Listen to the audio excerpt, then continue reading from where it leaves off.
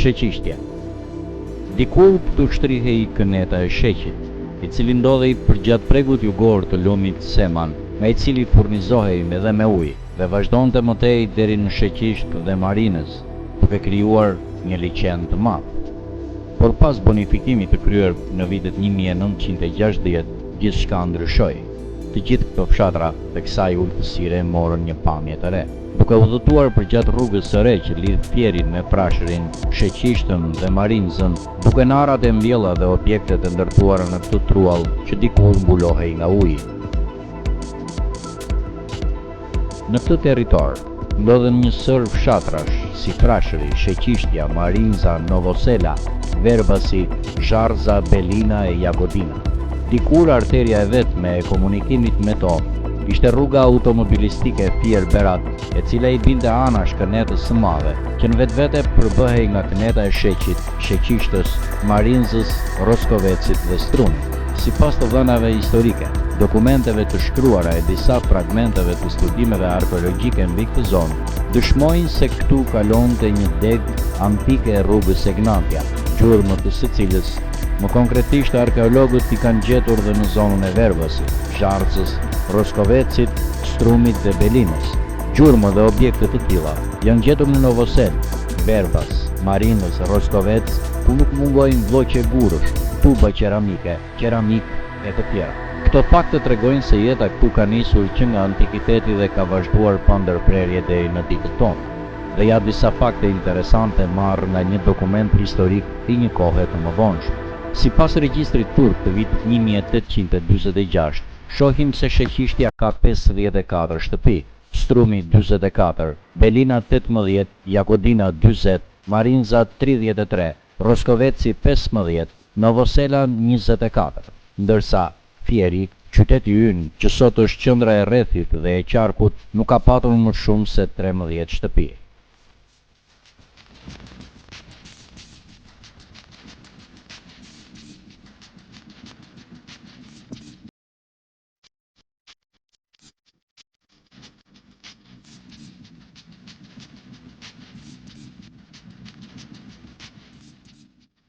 Por objekti i emisionit të sotëm është paksa i veçantë, sepse ka të bëjë me vëzhgimin e objekteve të kultit që ndodhen në territorin e fshatrave që dikur qarkonin kënetën apo liqenin e Sheqit, duke filluar nga Fieri, mbyeti, Griza, Sheqishtja, Marinza dhe Strumi.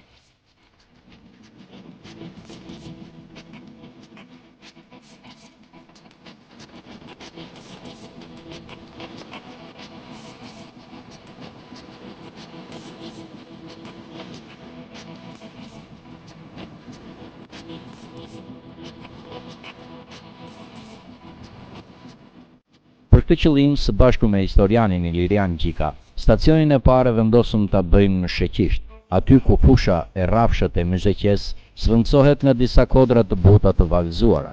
Pikërisht, në njërën prej tyre ndodhet kodra e Shën Sotirit, e veçanta e së cilës është se dikur, përpara furtunës ateiste të vitit 1967, ndodheshin 7 kisha, vendosja e së cilave pranë njëra tjetrës është një enigmë më vete. Por le të shohin më konkretisht në terren. Të nderuar shikues, për ta ilustruar më tej udhëtimin ton gjurmime historike, kemi ardhur pikërisht këtu në zonën e Myzeqes dhe pikërisht në Sheqisht. Për të qenë më eksakt, jemi me historianin Ilirian Gjika, i cili do të na flasë për kishën e Shënmaris. Sheqishtja dhe zona e saj janë një nga vendet më unike që ndodhen në rrethin apo qarkun e Fierit ose dhe rajonin perëndimor të Shqipërisë.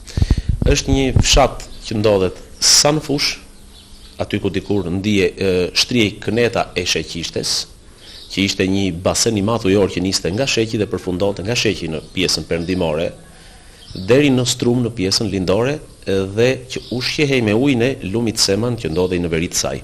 Dhe pjesa tjetër e Sheqishtes ndodhej mbi një kuriz kodrinor ose një masiv të vogël kodrinor që quhet masivi i Shën Sotirit, për shkak se një nga objektet kryesore të kultit në këtë masiv kodrinor që ndodhet në pjesën veriore të tij mbante emrin e shenjtit Sotir dhe ku ndodhej dhe kisha e Shën Sotirit, ku ndodhet dhe sot kisha e re. Është interesante se ashtu si Roma e vjetër, dhe ky vend ndodhet mbi 7 kodrina, ose ky masiv përbëhet nga 7 kodrina të vogla, në cilën më interesantja është sepse ndodheshin 7 objekte kulti. Ndërsa sot ne mund të ndeshim vetëm 2, sepse furia ateiste e 1900 e vitit 1967 i shkatroi. Të gjitha këto objekte kulti ishin të ngritura pikërisht mbi këto 7 kodrina. Mbi këto 7 kodrina. Duket si një dukuri misterioze. Interesante, nuk e shpjegojmë dot, por ndoshta ky ka qenë një vend i izoluar ku njerëzit ose besimtarët e krishterë gjenin prehje, gjenin ngushëllim, por kishin edhe ishte një vend i favorizuar për të zhvilluar pikërisht misionin po themi fetar. Ne nuk përqendrohemi ke misioni fetar, por ke vlerat historike dhe ke këto vlera unikale që po i shpjegojmë. Interesant është se këto kisha janë kisha e Shën Marisë, e rindërtuar në kisha e sotme.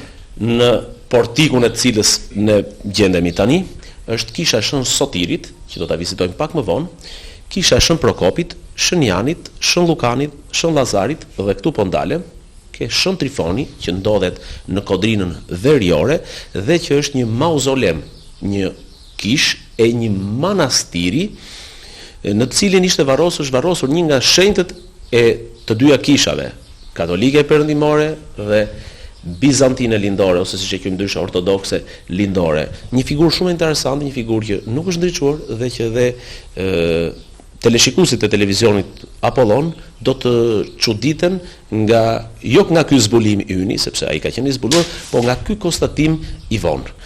Pikërisht unë mendoj që pas Shën Sotirit të ndalemi të fokusohemi ke Shën Trifoni, ke historia e tij misterioze dhe interesante.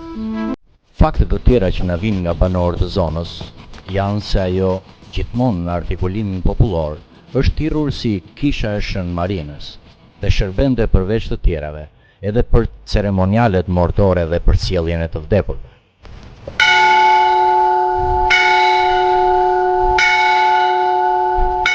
Varret e vjetra rreth saj tregojnë ekzistencën e një varreze që tashmë është spostuar pak më larg kishës.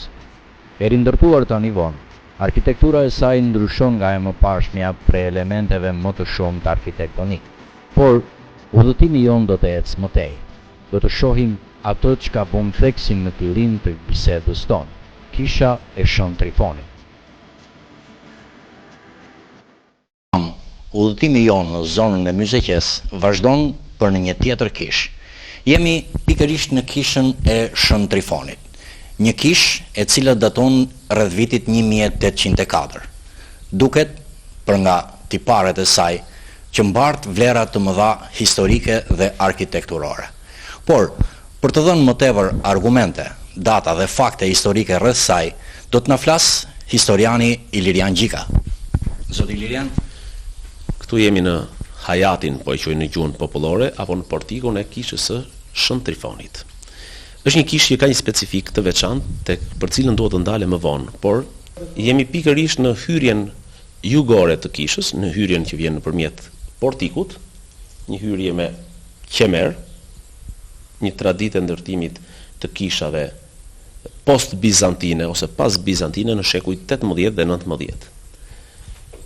Këtu kemi dhe 3 mbishkrime, të cilat janë mbishkrime që nuk janë trajtuar, nuk është kujdesur njëri për to, dhe po të shofësh, mbishkrimi më i ri dhe i fundit, ai që është më afër dorës sime, është dëmtuar.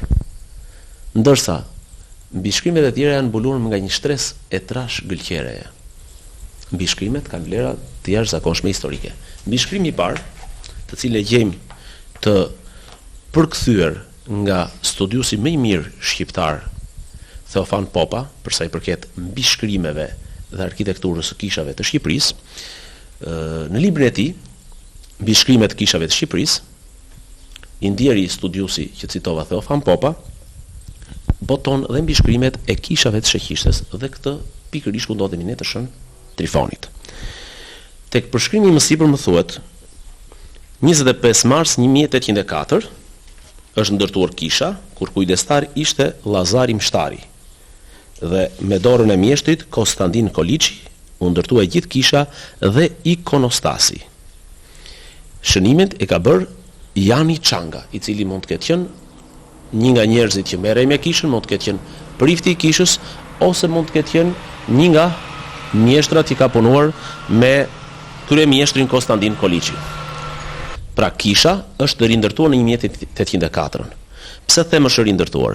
Sepse mauzoleumi i Shën Trifonit, pasi kjo kish është dhe mauzoleum, dhe kishat në formë mauzoleumi janë ndërtuar qysh në antikitetin e vonë, ku persona të rëndësishëm që ishin shenjtor, që ishin shërbyes të klerit ose që ishin njerëz të përkushtuar dhe kishin kontribute në klerin kristian, për tu glorifikuar, për tu adhuruar, varroseshin brenda kishës. Dhe ne do ta shohim se ku është varrosur shenjti Trifoni, i cili përket vitit 313, po atë vit ku perandori Konstantin i Madh, perandori romak, pasi dhe kjo pjesë e territorit për cilin ne po flasim, bënte pjesë në provincën e Epirit të ri, me qendër Durrësin, dhe ishte një nga 4 provincat e Ilirisë që takonte perandorisë romake. Ndërsa, mbi shkrimi më i ri, ju lutem ndiqni, është i datës 15/1937. Dhe shiko sa interesant, çatia, hajati, do më thënë kolonat, portiku, tavani, dyert, dritaret, thronat dhe kolonat me cimento, varri i Shën është shkruar në gegnisht, varrin e Shën Trifonit, pikturat e tjerë, muret janë, do më thënë është bërë një rekonstruksion i kishës e të tjera, thot kujdestari është i dëmtuar me ndihmën e popullit e tjerë, zografi i jepet piktori që ka punuar dhe afreskat, por mbi shkrimi thot që ishin nga dibra, si piktori ashtu edhe mjeshtrat. Prandaj dhe ndeshim termin varrin, sepse është shkruar në gegnisht. Është interesante, por Zograf Tod Ikono Iko, lexohet vetëm. Tod Iko. Ndoshta zografisi ose zografoi, ikonomi, ai që ka bërë, domethënë ikonomi është një grad në hierarkinë kishtare, i cili ishte i apasionuar ndoshta pas pikturës, ose kishte edhe mjeshtri të dytë pikturën, sepse vetë njerëzit që kujdeseshin për kishat dhe për kishën e manastirëve ishin vetë njerëz të specializuar nga radhët e klerit. Megjithatë, ne po ta vëzhgojmë dhe po të futemi në kisha nuk ka as fronat, ku uleshin sipas hierarkisë fetare, po them priftërinjt, nuk ka as ikona, as ikonostas. Pra, kisha pas asaj që ne e themi gjithmonë procesit të shekularizimit të vitit 1967 që i ndaloi me ligj funksionimet e kishave të xhamiave, duhet jetë përshtatur për qëllime të caktuara, siç u kthyen në depo, në zyra, për të mos thënë dhe në stalla, nga kooperativat bujqësore dhe fermat, dhe u shfrytëzuan prej tyre për qëllime të tjera specifike, duke ndruar misionin e tyre. Tashmë, ky objekt kulti është kthyer në identitet, i takon klerit ortodoks, por më tepër vlerat e tij krahas nuk janë fetare, por janë vlera historike dhe arkitektonike. Në qoftë se do të shohim muret e tij, është interesante sepse këto gur janë gur shtufi të nxjerr nga zona përreth, por shikojmë që janë gur vajguror, pasi dhe zona këtu është një nga zonat më të pasura. Jemi fare pranë Marinzës, ku në 1956 u zbulua dhe filloi shfrytëzimi i vendburimit më të rëndësishëm të naftës në Shqipëri. Kisha është ndërtuar, meqense po flasim për ndërtimin e saj, është ndërtuar me gur shtufi të nxjerr nga zona, por nuk mungojnë të gurët e nxjerr e marr nga Apolonia, ashtu si shumica e kishave të Myzhetjes.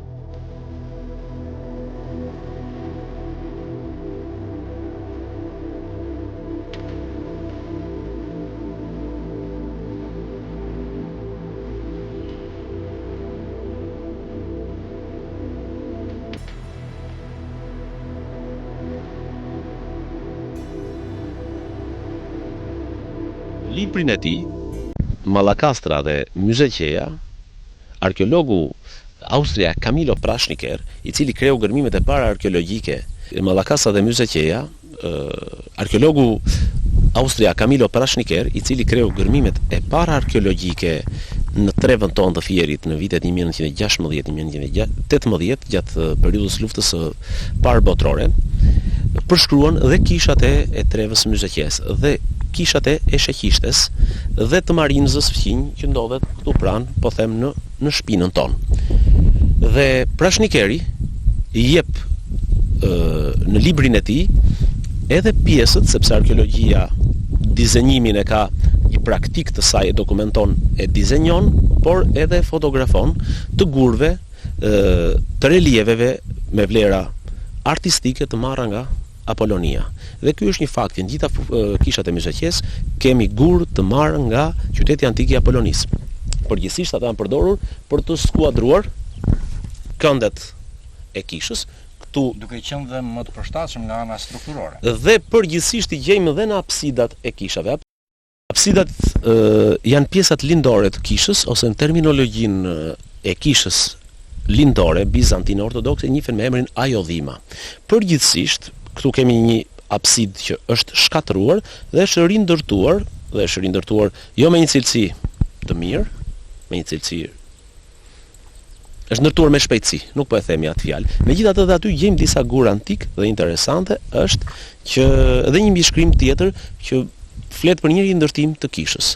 Dhe unë besoj se kjo kishë është ndërtuar dhe rindërtuar disa herë, pasi vetë lëvizjet tektonike të zonës bëjnë që këto objekte mos i rezistojnë kohës. Dhe po ta fokusoj kamera ke pjesa e sipërme e pjesës lindore të kishës, shohim një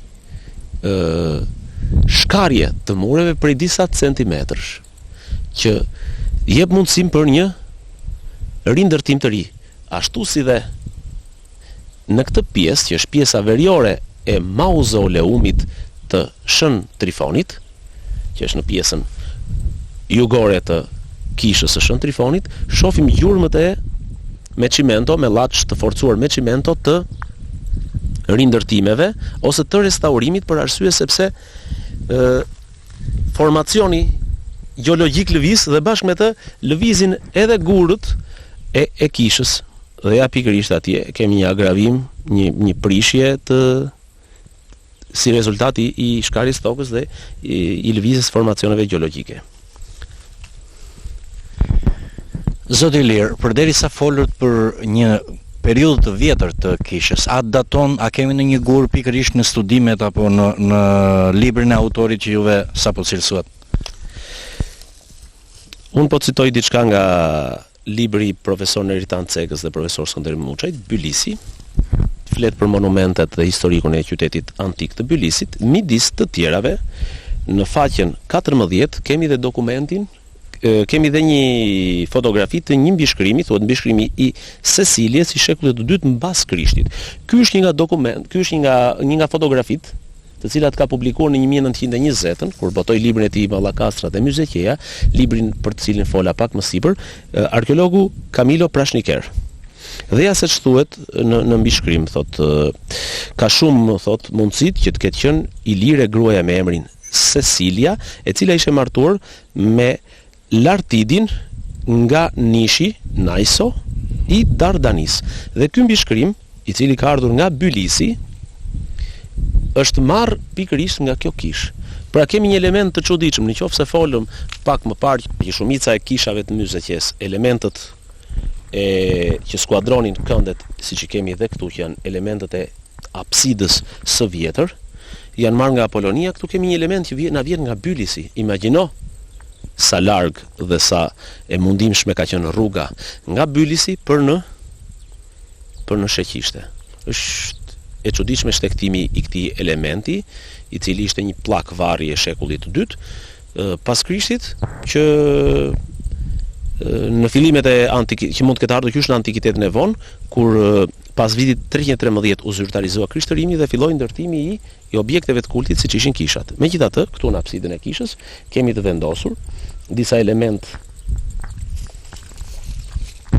të çuditshëm, disa koka të gdhëndura në mënyrë amatore ose primitive, që nuk e di se çfarë kuptimi kam dhe nuk e dim se cilat dorë mjeshtri i ka bërë. Megjithatë, këtu kemi një element, një kapitel kok, kapiteli antik, është e stilit jonik, ja dhe brirët e dashit, që forcon atë argument që tham pak më parë që një pjesë të dekorimit dhe të gurve të kishave të mysaqes vinë pikërisht nga qytetet antike. Ndërsa këtu kemi një tjetër dokument që flet për një rindërtim të kishës dhe mban datën 19 maj 1855. Shihet qartë sepse këtu është përdorur dhe boja dhe flet në ditët e Konstantinës, kujdestar Vasil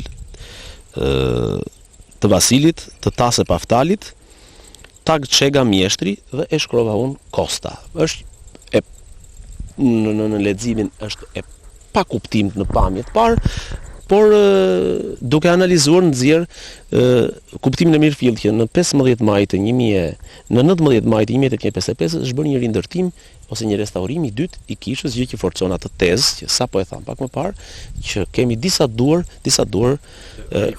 rikonstruksionit. Po më interesante është le të shohim kishën brenda dhe pikërisht mauzolemin e Shën Trifonit ose varrin e shenjtit Trifon, të kësaj figure të panjohur dhe të patrajtuar nga historiografia jonë.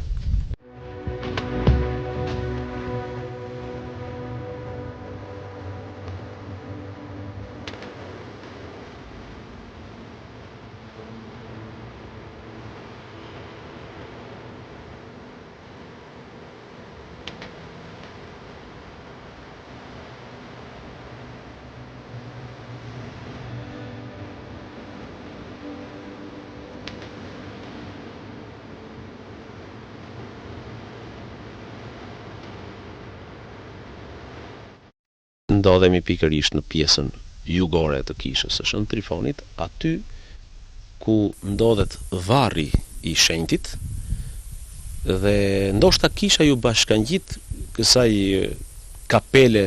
kapelza o kapele të vogël ose kishës së vogël për të shndruar në një manastir më vonë. Në hyrje të saj tek Qemeri është data 1847 që mund të ketë qenë pikërisht data e rindërtimit të godinës, se siç e tham dhe e prekëm gjërësisht në këtë emision, kisha ka pësuar rindërtime. Hapim portën, është interesante që kamera ta fokusoj, të shohim pikërisht një dorezë të vjetër të një kohe të dikurshme.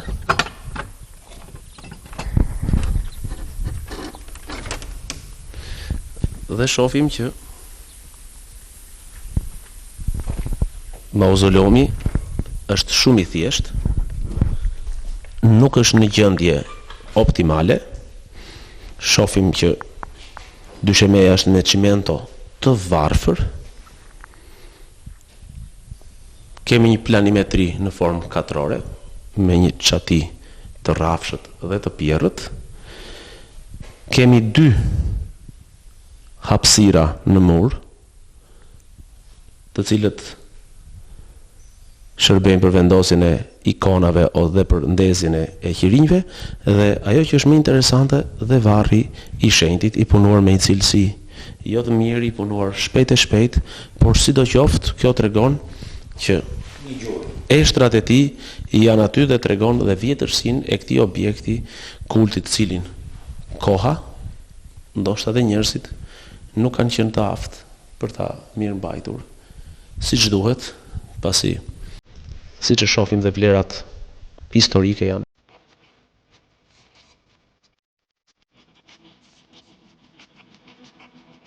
Po cili është Shën Trifoni? Zbulimet historike tregojnë se krishtërimi në Shqipëri është pothuajse 2000 vjeçar. Duhet theksuar se nga trevat iliro shqiptare dolën rreth 14 martir të kishës, njëri prej të cilëve ishte dhe Shën Trifoni. Ja se thuhet në një nga tekstet historike për të, fakt që për publikun e gjerë ka qenë i panjohur. Dëshmori Trifoni Sheqishtes përmendet në përsinaksaret e kishës se është kapur dhe varur mbi një shelg në vitin 313 pas Krishtit. Shën Trifoni është nderuar në Sheqishte gjithmonë më 19 dhjetor.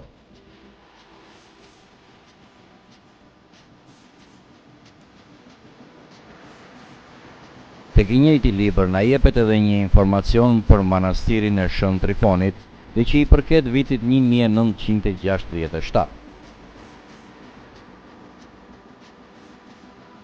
Manastiri I Shën Trifonit në fshatin Sheqisht të Myzeqes.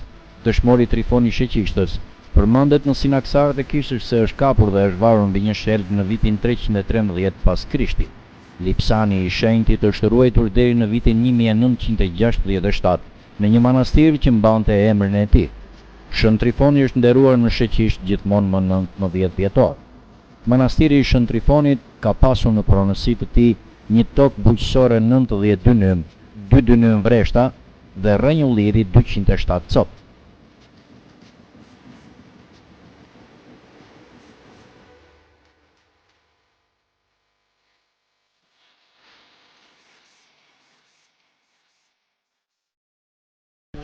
Pra, ja udhëtimi ton pak nga pak pothuajse po plotësohet itinerari I tij. Jemi këtu në kishën e Shën Sotirit. Është kisha e fundit për zonën e Sheqishtës, çka ishte dhe objektivi I emisionit ton. Kisha e Shën Sotirit është dhe një nga kishat qendrore të zonës, pasi ne vizituam së bashku kishën e Shën Marisë dhe kishën e Shën Trifonit. Të 7 këto kodra, ose të 7 këto pjesë të këtij masivi kodrinor u quajtën me emrin kodra e Shën Sotirit ose kodrat e Shën Sotirit, për shkak se vetë kisha e Shën Sotirit, në të cilën e cila ndodhet në kodrën më të lartë, dominon të gjithë zonën. Është një pikë strategjike, mund ta quajmë. Është e çuditshme zgjedhja e vendit të objekteve të kultit tek feja kristiane, për arsye sepse janë munduar gjithmonë ndërtuesit dhe besimtarët që të zgjedhin vende të qeta, të shkëputura nga komuniteti dhe pika dominante ku mund të shiheshin nga të gjithë. E kjo mund të jetë një nga specifikat ose një nga synimet e klerit për të ngritur dhe për t'i dhënë rëndësi këtyre objekteve të kultit. Megjithatë, na bën përshtypje te kjo kishë Shën Sotiri, afreskët janë afreskët të reja, të cilat janë, si shohim në datën që na sqaron dhe që na njofton pikërisht punimin e tyre, janë pikturuar në vitin 2004. Janë krijime ku është ruajtur një farë stili që quhet stili bizantin, me ngjyrat tipike të tij, ngjyra të ftohta, me qëndrim pozant shenjtët dhe martirët. Dhe është e çuditshme se në një nga faqet e saj kemi disa nga shenjtët, kishat emrat e të cilëve mbanin ndodheshin në këtë zonë. Por tashmë kanë mbetur vetëm 3: Shën Maria, Shën Trifoni, Shën Sotiri. Kishat e tjera ose kishëzat e tjera më të vogla nuk ekzistojnë dhe kanë mbetur vetëm si toponime, emra vendesh, gjë që dëshmon se në të kaluarën Sheqishtja duhet të ketë qenë një zonë e veçantë, me një përqendrim kaq të madh të objekteve kishtare, dhe e tham pak më parë që është një rast unik dhe vetëm qyteti antik I Bylisit mund ta konkurrojë. Atje për nga sasia e objekteve kishtare. Por Sheqishtja mendoj se nuk ka qenë një qytet ose qytet, ka qenë thjesht një vend banim I hapur rural, dhe ka shumë mundësi që këto kisha mund të jenë lidhur pikërisht sepse këtu ka kaluar dega jugore e vijës Egnatia, dhe dihet që krishtërimi përpara 2000 vjetësh, gjatë periudhës perandorisë romake, u përhap pikërisht në rrugët e komunikimit, ashtu si dhe sot arteriet e komunikimit, po të udhëzosh në arteriet e komunikimit, shikon objekte kulti që përkasin të gjitha feve. Edhe kjo kishë është rindërtuar vitet e fundit. Të paktën këtë na e dëshmon edhe data që është vendosur poshta freskeve të tyre. Viti shënon 2004. E veçanta e Shën Sotirit të ri janë fresket dhe këmbanoria 15 metra e lartë, e cila dominon gjithë panoramën përreth. Vëzhgimi ynë mbi këto objekte të kultit arriti pikën kulminante këtu në kishën e Shën Sotirit. Me gjithë kjo zonë e pasur me kisha, tani kanë mbetur vetëm 3, nga të cilat vetëm Shën Trifoni mbijetoi, ndërsa Shën Maria dhe Shën Sotiri, siç del edhe nga vëzhgimi ynë, janë rindërtimet e fundit.